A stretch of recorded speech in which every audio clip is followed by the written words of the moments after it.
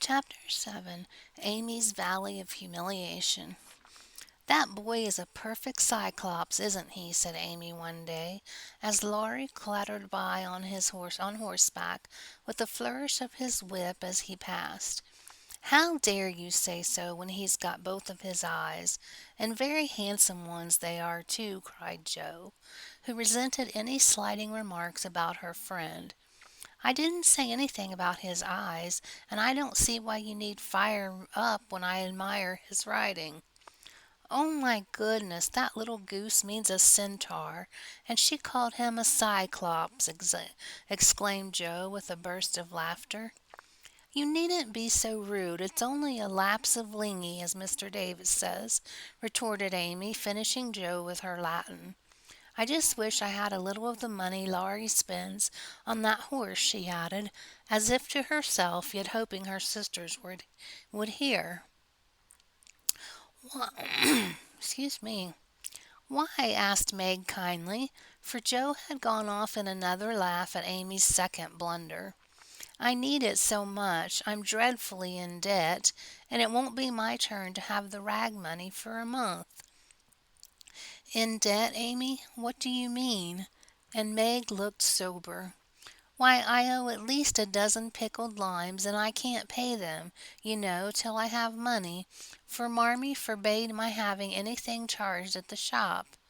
"Tell me all about it. Are limes the fashion now?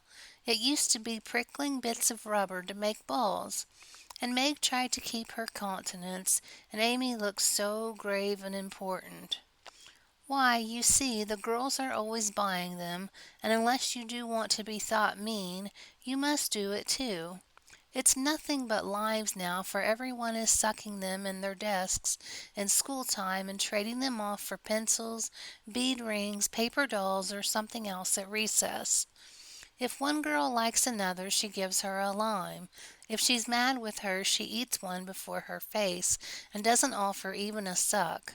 They treat by turns, and I've had ever so many, but haven't returned them, and I ought, for they are debts of honor. "How much will pay them off and restore your credit?" asked Meg, taking out her purse.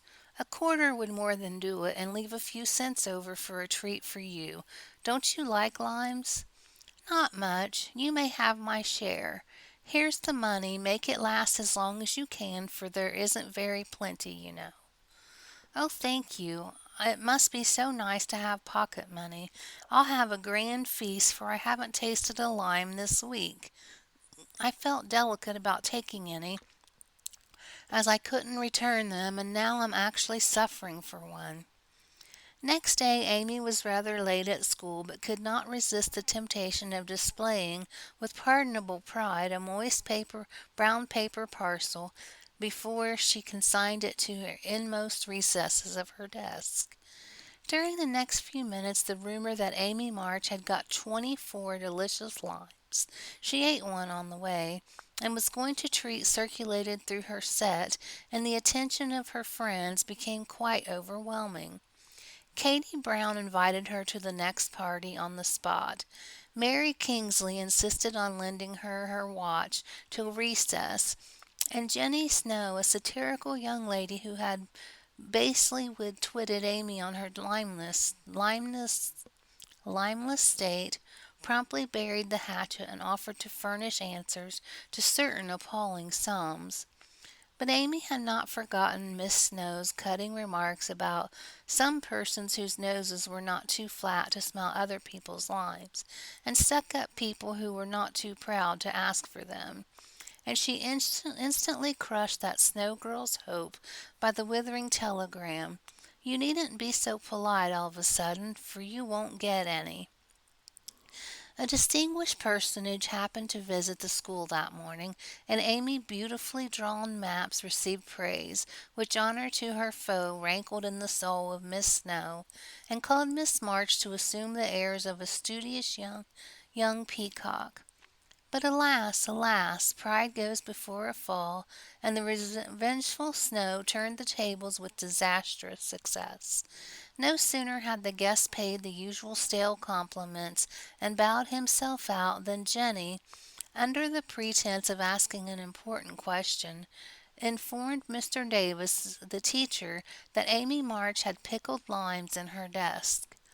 Now Mr. Davis had declared limes a contraband article, and solemnly vowed to publicly refuel the first person who was found breaking the law. This much enduring man had succeeded in banishing chewing gum, after a long and stormy war had made a bonfire of the confiscated novels and newspaper, had suppressed a private post office, had forbidden distortions of the face, nicknames and characters, and done all that one man could do to keep 100 rebellious girls in order. Boys are trying enough to human patience, goodness knows, but girls are infinitely more so, especially to nervous gentlemen with tyrannical tempers and no more talent for teaching than Dr. Blimper.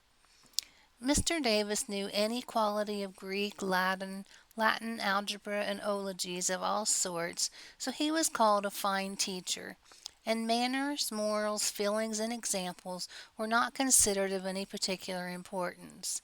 It was a most unfortunate moment for denouncing Amy, and Jenny knew it. Mr. Davis had evidently taken his coffee too strong that morning. There was an east wind which always affects his neuralgia, and his pupils had not done him the credit for which he felt he deserved. Therefore, to use the expressive, if not elegant language of a schoolgirl, he was as nervous as a witch and as cross as a bear. He was as nervous as a witch and as cross as a bear. The word limes was like fire to powder. His yellow face flushed, and he rapped on his desk with an energy which made Jenny skip to her seat with unusual rapidity. "Young ladies, attention if you please."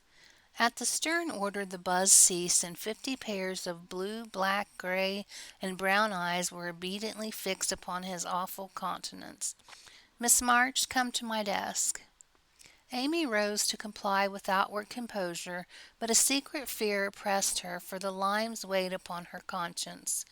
"Bring with you the limes you have in your desk," was the unexpected command which arrested her before she got out of her seat. "Don't take all," whispered her neighbor, a young lady of great presence of mind. Amy hastily shook out half a dozen, and laid the rest down before Mr. Davis, feeling that any man possessing a human heart would relent when that delicious perfume met his nose. Unfortunately, Mr. Davis particularly detested the odor of the fashionable pickle, and disgust added to his wrath. "Is that all?" "Not quite," stammered Amy. "Bring the rest immediately." With a despairing glance at her set, she obeyed. "You are sure there are no more?" "I never lie, sir." "So I see. Now take these disgusting things 2 by 2 and throw them out of the window." There was a simultaneous sigh, which created quite a little gust, as the last hope fled and the treat was ravished from their longing lips. Scarlet with shame and anger, Amy went to and fro 6 dreadful times, and as each doomed couple, looking oh so plump and juicy, fell from her reluctant hands, a shout excuse me, a shout from the street completed the anguish of the girls, for it told them that their feast was being exulted over by the little Irish children, who were their sworn foes. This was too much. All flashed indignant or appealing glances at the inexorable Davis, and one passionate lime lover burst into tears. As Amy returned from her last trip, Mr. Davis gave a portentous hem, and said in his most impressive manner, "Young ladies, you remember what I said to you a week ago.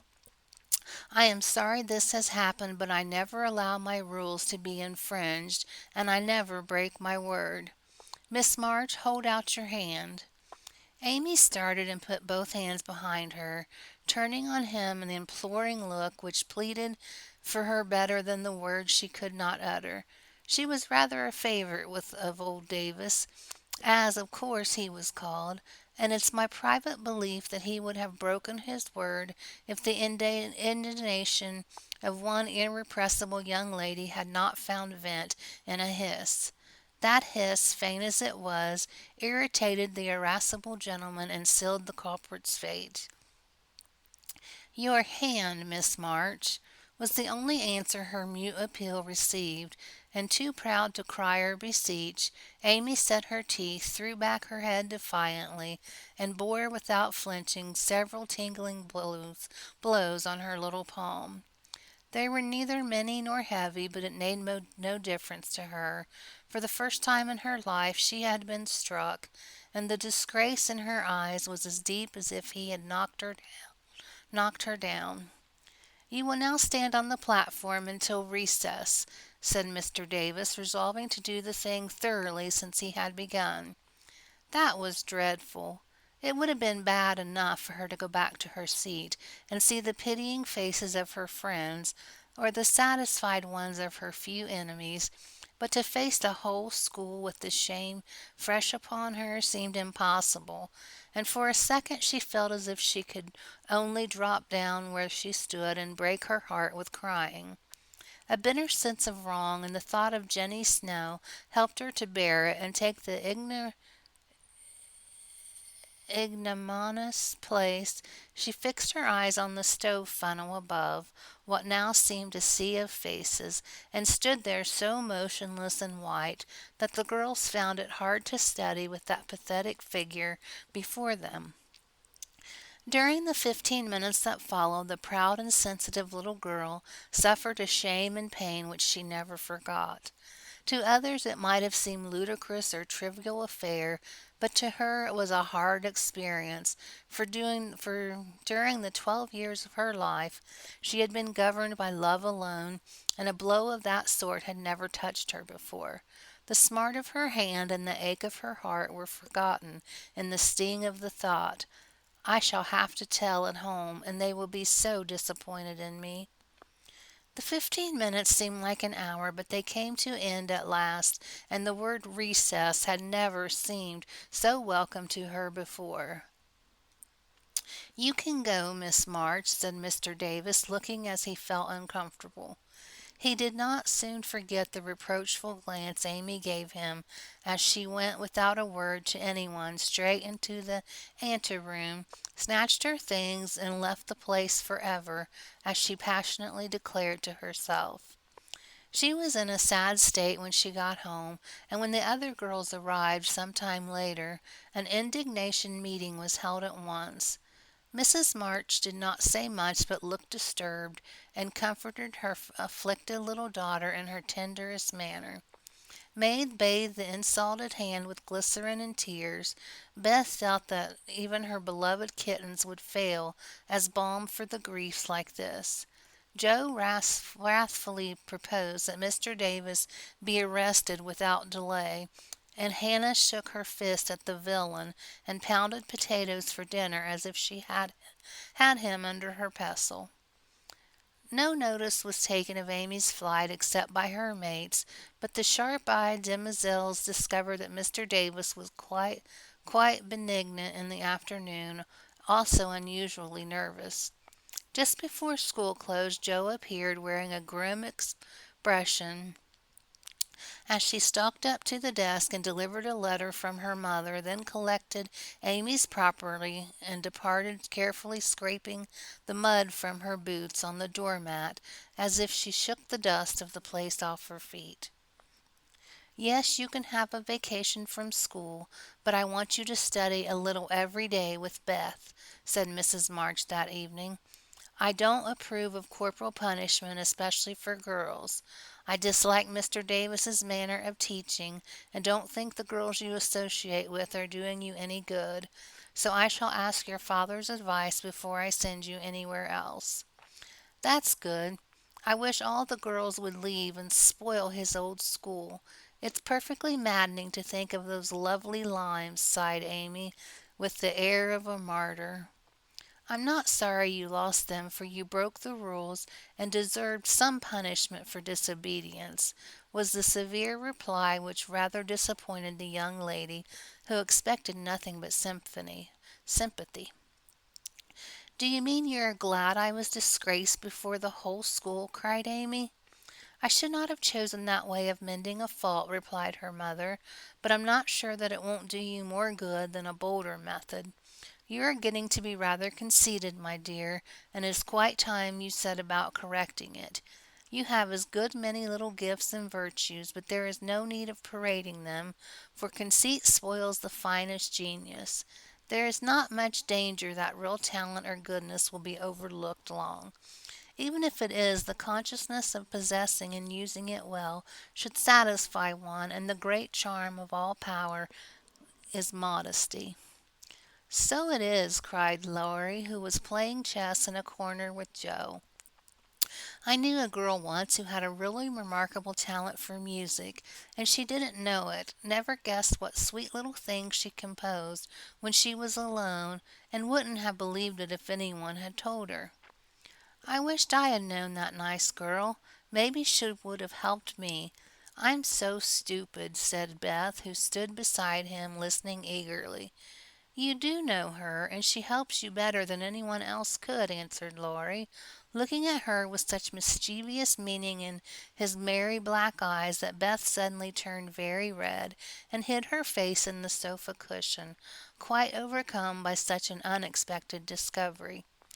Joe let Laurie win the game to pay for that praise of her Beth, who could not be prevailed upon to play for them after her compliment. So Laurie did his best and sang delightfully, being in a particularly lively humor, for to the Marches have seldom showed the moody side of his character. When he was gone, Amy, who had been pensive all evening, said suddenly, as if busy over some new idea, "Is Laurie an accomplished boy?" "Yes, he has had an excellent education and has much talent. He will make a fine man if not spoiled by petting," replied her mother. "And he isn't conceited, is he?" asked Amy. "Not in the least. That is why he is so charming and we all like him so much." "I see. It's nice to have accomplishments and be elegant, but not to show off or get perked up," said Amy thoughtfully.